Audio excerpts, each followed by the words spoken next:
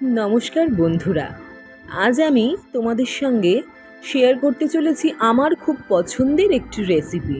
আশা করি তোমরা দেখে বুঝেই গেছো রেসিপিটি হলো পনিরের। হ্যাঁ, আমি পনির ভীষণ ভালোবাসি, আর তোমরা কারা কারা ভালোবাসো আমাকে কিন্তু কমেন্ট বক্সে অবশ্যই জানিও। আমি কিন্তু সবার মেসেজের রিপ্লাই দেওয়ার চেষ্টা করি। তোমরা যদি আমার সাথে যোগাযোগ রাখতে চাও তবে অবশ্যই কমেন্ট বক্সে আমাকে মেসেজ করে জানিও। সো চলে আসি আজকের রেসিপিটা। এটা ছিল মশালা পনির। খুব কম সময়ে বাড়িতে গেস্ট এলে তোমরা চট করে এই রেসিপিটা বানিয়ে তাদেরকে খাওয়াতে পারো। খুব লোভনীয় একটি রেসিপি, আশা করি সকলেরই ভালো লাগবে। তোমরা একবার বাড়িতে অবশ্যই ট্রাই করে দেখো।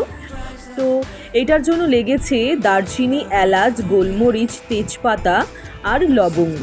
সাথে ছিল টমেটো পিসেস করা, দুটো কাঁচা লঙ্কা চিড়ে নিয়েছিলাম, আর ছোট ছোট দুটো আদার পিসেস। তো এটা আর কিছুটা সাদা তিল। আমি পোস্ত ব্যবহার করি না, তোমরা চাইলে এখানে পোস্ত, কাজু বাদাম অথবা চীনা বাদাম ব্যবহার করে নিতে পারো। আমি পোস্ত একেবারেই খাই না, আর তার বদলেই আমি ব্যবহার করে নিই সাদা তিল। সাদা তিলটা ছিল রোস্টেড, আর সেটাকে একটু জলে ভিজিয়ে রেখেছিলাম। দেন টমেটোজ, আদা, কাঁচা লঙ্কার সাথে একসাথে আমি ভালো করে পেস্ট করে নিয়েছিলাম মিক্সার গ্রাইন্ডারে। দেন পেঁয়াজ কিউবস করে কেটে রেখেছিলাম, এবং তার সাথে ছিল ক্যাপসিকাম। তোমরা গ্রিন আর ইয়েলো ক্যাপসিকামও ব্যবহার করতে পারো। আমার কাছে রেড আর গ্রিন ক্যাপসিকামটা ছিল, সেটাই আমি ব্যবহার করে নিয়েছিলাম। এবারে চলে আসি মশলাটা।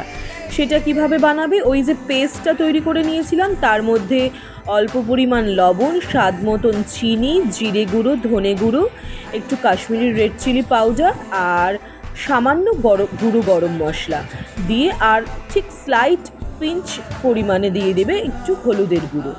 সেগুলো দিয়ে ভালো করে মিশ্রণটা তৈরি করে রেখে দেবে। বিকজ মশলাটা যদি এইভাবে তৈরি করে রেখে দিতে পারো, যত পরিমাণ ভিজবে মশলা তত ভালোভাবে তোমরা কষাতে পারবে, এবং সেই সবজি বা সেই তরকারির টেস্ট তত বেশি হবে। তো মশলা তোমরা কে কীভাবে তৈরি করে নাও, আমি কিন্তু ম্যাক্সিমাম রান্নায় মশলা এইভাবেই তৈরি করে নিই। তো এইবারে কড়াটা বসিয়ে দিলাম গ্যাসের ওপর, ভালো করে গরম করে নিয়ে তাতে আমি দিয়ে দিলাম সামান্য পরিমাণ তেল। তেল আমি খুব বেশি খাই না, তবুও এই রান্নায় একটু বেশি তেল দিয়ে ফেলেছিলাম। তো তোমরা যে যতটা পরিমাণ তেল খাও ততটা দিয়েই রান্না করবার চেষ্টা করবে, তবে চেষ্টা করবে অল্প পরিমাণ তেল দিয়েই সমস্ত রান্নাগুলো করার। বিকজ হেলথেও তো খেয়াল রাখতে হবে। সো আমি অল্প পরিমাণ তেলেই রান্না করি। তেলটা গরম হয়ে যাওয়ার পরে ওর মধ্যে পেঁয়াজ আর ক্যাপসিকামটা দিয়ে ভালো করে আমি ফ্রাই করে নিচ্ছি। দেন আমার যে গোটা মশলাগুলো রেখেছিলাম সেগুলোকে একটু হালকা করে থেঁতো করে নিয়ে আমি ওই ভাজার ওপরে দিয়ে দেবো। তারপরে সেটাকে ভালো করে আবার একটু ফ্রাই করে নেব। দেন যতক্ষণ না ভালো মতন ফ্রাই হয়ে আসছে আমি করতে থাকবো। তবে হ্যাঁ, খুব বেশি ফ্রাই করবে না, মোটামুটি একটা পর্যায়ে চলে এলে আশা করি তোমরা দেখে বুঝতেই পারবে। তো আমিও ঠিক সেই মতন ফ্রাই করে নিয়ে দেন আমি ওর মধ্যে অ্যাড করে দিয়েছিলাম আমার ওই রেডি করে রাখা আগে থেকে মশলার পেস্টটা। তো সেটা দিয়ে ভালো করে আমি কষিয়ে নেব। মশলা যত কষাবে তরকারির টেস্ট তত বেশি হবে। কারণ মশলা যদি কাঁচা থেকে যায়, মানে আদার কাঁচা গন্ধ বা কোনো মশলার যদি কোনো কাঁচা গন্ধ তরকারিতে থেকে যায়, তবে সেই তরকারির কিন্তু স্বাদ একেবারেই ভালো লাগে না। কারণ নাকে গন্ধ এলে মুখে স্বাদ কিন্তু একেবারেই আসে না। তাই তোমরা চেষ্টা করবে একটু সময় নিয়ে ধৈর্য ধরে মশলাটা কষিয়ে নেওয়ার। মশলা যতক্ষণ দেখবে শুকনো হয়ে আসছে, বুঝবে মশলাটা আস্তে আস্তে কষে এসেছে। তো তখন আমি ওই মিক্সার গ্রাইন্ডারে ধুয়ে রাখা মশলার জলটা রেখে দিয়েছিলাম, সেটাই আমি ব্যবহার করেছি। অল্প অল্প করে দিয়ে আমি আবারও মশলা কষাতে শুরু করেছিলাম। তো যতক্ষণ না মশলার কালারটা একটু চেঞ্জ হয়ে এসছে, মানে একটু রেডিশ ভাব চলে এসেছে, ততক্ষণ অবধি মশলা আমি কষিয়ে গেছি। তোমরা দেখবে তেল একটু ছেড়ে আসবে যখন, মশলার কালারটাও চেঞ্জ হয়ে যাবে, তখনই তোমরা বুঝবে যে মশলা মোটামুটি রেডি হয়ে এসেছে। আমি আবারও ওই মশলার ধোয়া জলটা রেখে দিয়েছিলাম, সেইটাই বারবার করে ব্যবহার করে মশলাটাকে ভালো করে প্রিপেয়ার করে নিচ্ছিলাম যতক্ষণ না মশলাটা আমার রেডি হয়ে আসছিলো।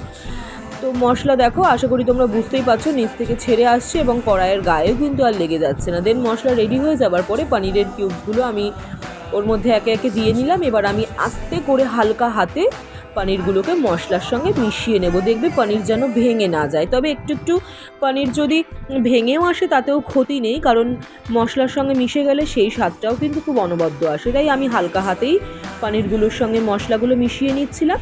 এবারে ওই বাকি রেখে দেওয়া মশলার যে ধোয়া জলটা ছিল সেইটা আমি ওর মধ্যে অ্যাড করে দিলাম।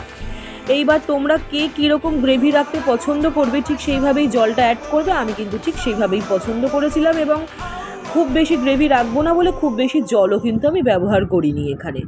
এইবারে ওপর থেকে গরম মশলা ছড়িয়ে দিয়েছিলাম। তরকারিটা মোটামুটি দেখো রেডি হয়ে এসেছিলো। তো মশলা পনির আমার প্রায় রেডি। যখন এরকম গ্রেভি হয়ে এসেছে মোটামুটি রুটি দিয়ে খাওয়া যাবে সেইভাবে আমি নামিয়ে নিয়েছি। তোমরা চাইলে এটা ভাত বা পরোটা বা অন্য কিছুর সাথেও খেতে পারো, এটা সব কিছুর সাথেই যাবে। তো চলো আসছি নেক্সট কোনো ভালো ভিডিও নিয়ে, টাটা।